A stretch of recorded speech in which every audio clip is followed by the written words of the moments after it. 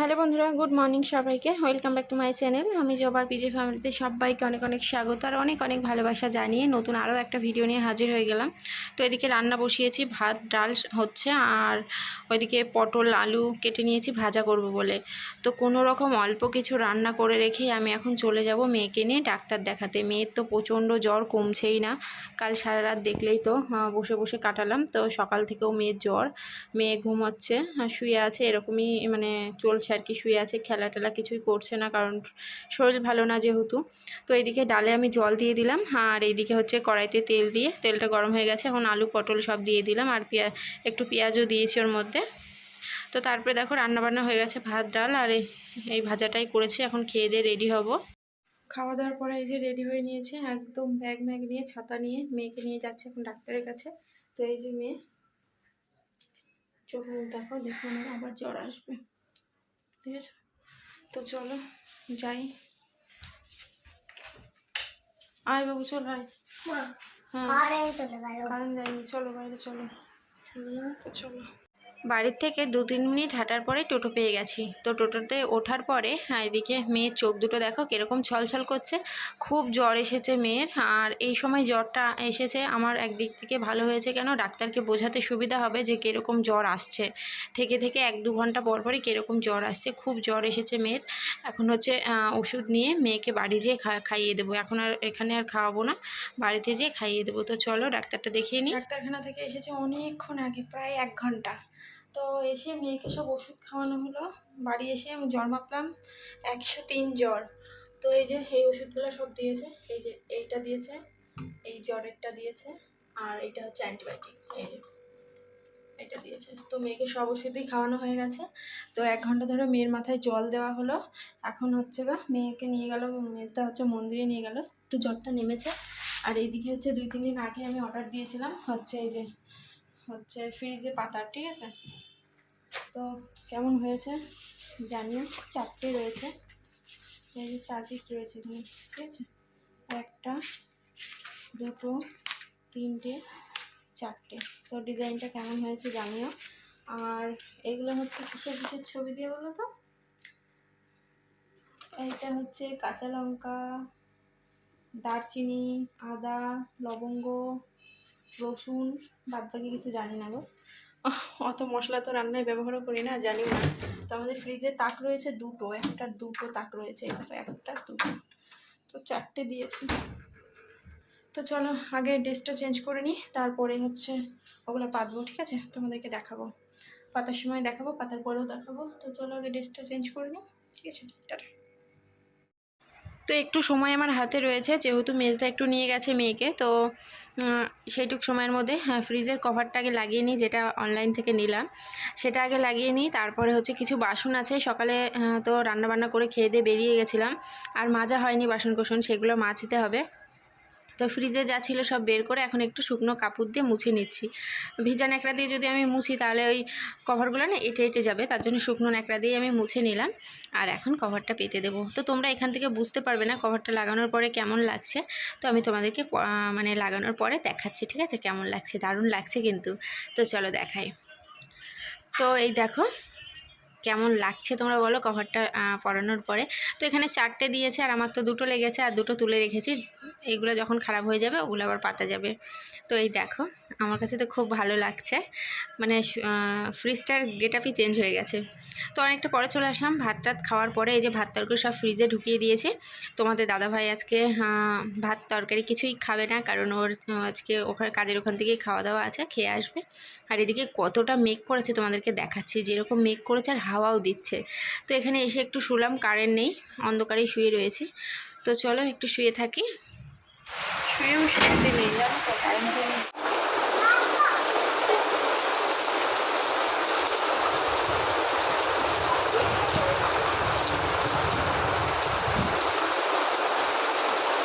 কি বৃষ্টি দেখো, ঝমঝম করে বৃষ্টি নেমে গেছে, যা মেঘ করেছিল, হাওয়াও হচ্ছে দেখো।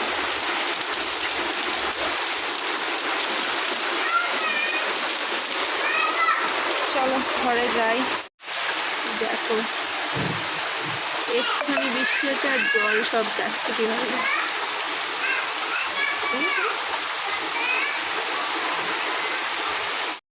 তো এখানে আমি 1 প্লেট আম কেটে নিয়েছি, আর আমের আটিটা দেখে বুঝতেই পারছো আমটা কতটা বড় ছিল।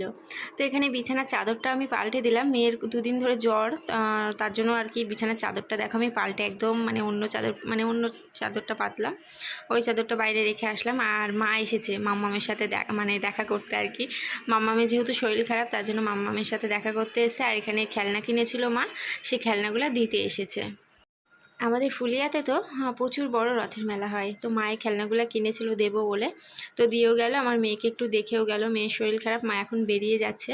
মা এসে বেশিক্ষণ বসেনি, মনে হয় 10 মিনিট কি 15 মিনিট বসেছে, এখন এই যে বেরিয়ে যাচ্ছে। আমি বিছানায় চাদর মাদর পাতলাম, মা সেইটুক টাইমই ছিল, তারপরে এদের বেরিয়ে যাচ্ছে এখন।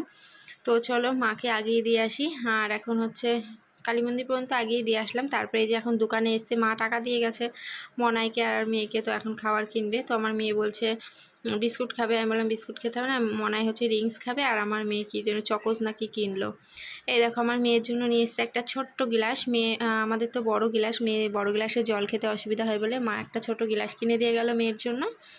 আর হচ্ছে কিনেছে একটা পুতুল, তো পুতুলটা কেমন লাগছে বলো তো, খুব সুন্দর লাগছে বলো। তো পুতুলটা না আমি খাটে রাখবো না, কারণ মাম্মাম নষ্ট করে ফেলবে, আলমারিতে তুলে রাখবো। তো তারপরে তোমাদের দাদাভাই এখানে স্যান্ডউইচ নিয়ে এসছে মনায়ের জন্য আর আমার জন্য। তো আমি বললাম আমার ভালো লাগছে না খেতে, তুমি খাও, আমি হচ্ছে পরে একটুখানি খাবো এই যে মনায়ের জন্য। তো মনাই বললো আমি লজেনও এনেছি সাথে, তো লজেনও মুখে দিয়েছে, বললো মাসি আমি একটু পরে খাবো, তুমি রেখে দাও আমি পরে খাবো। তো আমি ওটা রেখে দিচ্ছি, ও পরে লজেনটা খেয়ে নিক, তারপরে ওকে দেবো। আর এদিকে একটা ম্যাগিও এনেছে, ম্যাগিটা মেয়েকে খাওয়াবো। মনাই বললো ম্যাগি খাবো না, তো ম্যাগি খেলো না বলে ওর জন্য স্যান্ডউইচ আনা হলো, আর মাম্মামের জন্য ম্যাগি, মাম্মাম আবার স্যান্ডউইচ খায় না। আর এইদিকে আমি খেতে যে আমার তো একটু ভাল লাগছে না, চোখ মুখ দেখে বুঝতে পারছো আমার একটু ভাল লাগছে না খেতে। তো আমি আর খাইনি, ওই একটুখানি তোমাদের দাদাভাই খাইয়ে দিল, ব্যাস ওইটুকুই। ওদিকে মেয়েও হাঁ করছে নিচ থেকে, বলছে বাবা আমাকে খাইয়ে দাও, কিন্তু মেয়েও নিল না, একটুও নিল না মেয়ে। তোমাদের দাদাভাই বলে একটু নে, তারপরে ছিঁড়ে ও হাতে ছিঁড়ে পাউরুটিটুকু ওর মুখে দিতে যাচ্ছে। তো চলো এদিকে মনাই আর মাম্মাম কি করছে তোমাদেরকে দেখায়। এই দেখো মনাই আর মাম্মাম খেলা করছে। মাম্মাম জানো মাম্মাম না, মনাই খেলতে খেলতে হচ্ছে ক্লান্ত হয়ে যাচ্ছে, বলছে মাসি তুমি বুনুকে নিয়ে সারাদিন কি করে থাকো বলো তো, বুনু এত দুষ্টুমো করে।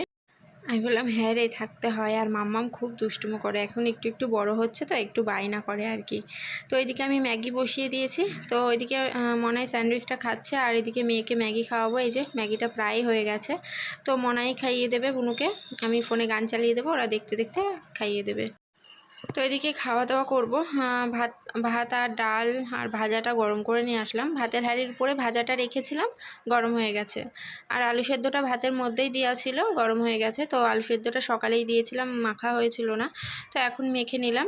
এই যে তিনজনারই সেম খাবার, তো মেয়েও ডাল আর ভাজা দিয়ে দিলাম, মেয়েকে আর আলু সেদ্ধ দিলাম না। তো চলো খাওয়া দাওয়া করে নিই, তারপরে আবার আসছি। তো অনেকটা পরে চলে আসলাম, এখন বাজে কটা জানো, এখন বাজে হচ্ছে 11টা 10-15 হয়ে গেছে। তো এইদিকে দুধ জাল দিয়ে নিয়ে এসেছি, 2 গ্লাস মতো দুধ হয়েছে, 500 দুধ। 1 গ্লাস আমি খাবো, 1 গ্লাস আমাদের দাদাভাই খাবে, মাম্মামকে তো দেওয়া যাবে না, ডাক্তার একদম ফল দুধ ডিম ঘি সব বারণ করে দিয়েছে। আর দুধটা দেখছিলাম যে গরম নাকি, তো দুধটা খেতে আমার কেমন কেমন লাগছে জানো তো, কারণ দুধ আমি খেতে পারি না, শুধু দুধের মধ্যে একটু হরলিক্স দিলে ভালো লাগে, কিন্তু হরলিক্স দিয়ে তো আর ভাত খাওয়ার পরে খাওয়া যায় না, ওটা সন্ধ্যাবেলা হলে খাওয়া যায়। আর শুধু দুধ খেতে আমার খুব একটা ভালোও লাগে না, তবু বেশ গরম গরম তো খেয়ে নিচ্ছি আর কি। আর ভালো না লাগলেও খেতে হবে, শরীরের যা অবস্থা খেতে হবে, ডাক্তার যা বলেছে আমাকে, যা যা খেতে বলেছে, দুধ ডিমটা আমি খেতে পারি না, সিদ্ধ ডিমটা, তবু খেতে বলেছে, সবজি ঘি এইসব খেতে বলেছে বেশি বেশি করে, আমার গায়ে রক্ত নেই। আর এদিকে মেয়ে বলছে মা আমাকে দুধ দিলে না, আমি বলছি না বাবা তোমাকে দুধ খেতে তো বারণ করেছে, তুমি সর খাও ঠিক আছে, আমি তোমাকে বাবার যে দুধটা রেখেছে ওইটার থেকে আমি সর তুলে দিচ্ছি। ওর বাবার দুধটা এখনও ঢালা হয়নি, ও আবার শুয়ে রয়েছে, বলেছে দাঁড়াও একটু ঠান্ডা হোক তারপরে খাবো, আর আমি এদিকে গরম গরমই খেয়ে নিচ্ছি। তো বলছে দাও মা সরটা দাও, আমি বলছি ঠিক আছে দিচ্ছি, আমাকে একটু আদর করো। ও দেখো আদর করতে যেয়ে আমার চুলটাই খুলে দিল, দেখেছো আমি চুলটা বিনি করে ফেলেছি, আর মুখে এখনও ক্রিম মাখা হয়নি, মুখটা ধুয়ে এসে তারপরে ক্রিমটা মাখবো। তো এইদিকে দুধটা খাওয়ার পরে তোমাদের দাদাভাই দুধ দিয়ে দিয়েছে, ও খেয়ে নিয়েছে, আর ও এখন নিচে শুয়ে রয়েছে। ওর খাওয়া হয়ে গেলে ওর ঘুম পেয়ে যায়, ও আর কিছুতেই বসে থাকতে চায় না, শুধু শুয়ে পড়ে, এখানে ওখানে শুয়ে পড়ে। তো এদিকে বালিশগুলো আমি দিয়ে নিচ্ছি, আর এইভাবেই শুচ্ছি, যেহেতু মেয়ের জ্বর এসছে, স্ট্যান্ড ফ্যান চললে ওর গায়ে তো একদম হাওয়া লাগানো যাবে না, তার জন্য ওকে একদম কোনায় দেওয়া হচ্ছে। আর এদিকে বিছানাটা আমার রেডি হয়ে গেছে, শুধু ঝাড়বো। আর ঝাড়ু তো আজ পর্যন্ত কিনতে পারলাম না, মনেই থাকে না জানো তো, বাজারে গেলে কিছুতেই আমার মনে থাকে না যে বিছানা ঝাড়ার একটা ঝাড়ু কিনতে হবে। তো এদিকে হাতের কাছে যা পাই সেটা দিয়েই ঝাড়াঝুড়ো শুরু করে দিই। আর এদিকে তোমাদের দাদাভাইয়ের গামছাটা দিয়ে দেখো বিছানাটা একটু ঝেড়ে নিচ্ছি।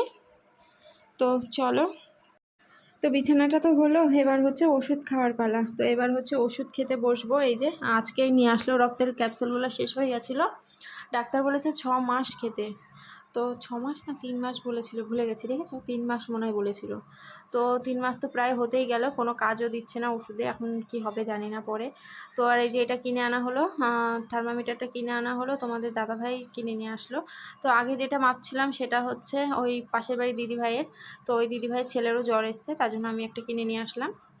তো এইদিকে দেখো একদম হাত মুখ ধুয়ে ক্রিম ট্রিম মেখে বিছানায় শুয়ে পড়েছি। এবার মাম্মামকে ডাকছি, চলে আয় মা, প্যাম্পাস পরানো হবে। তো চলো বন্ধুরা, ভিডিওটা আজ এখানে শেষ করে দিচ্ছি। তো আমার নতুন বন্ধুদের কাছে আমার ছোট্ট একটা রিকোয়েস্ট, আমার ভিডিওটা যদি ভালো লাগে লাইক করে কমেন্ট করে আমার চ্যানেলটি প্লিজ সাবস্ক্রাইব করে দিও। তো চলো, সবাইকে টাটা।